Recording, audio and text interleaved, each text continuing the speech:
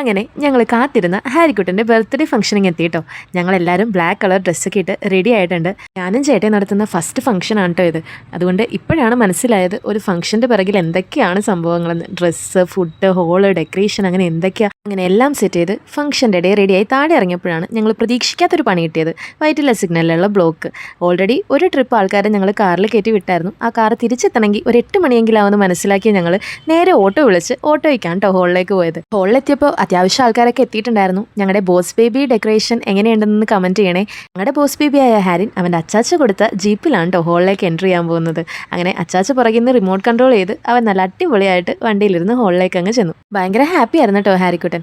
ചേച്ചിയാണ് ആങ്കറിംഗ് ഒക്കെ ചെയ്തത്. ചേച്ചി ഫസ്റ്റ് ടൈം ചെയ്യുന്നതിൻ്റെ ടെൻഷൻ ഉണ്ടായിരുന്നെങ്കിലും വളരെ അടിപൊളിയായിട്ട് തന്നെ ആങ്കറിംഗ് ഒക്കെ ചെയ്തിട്ടോ.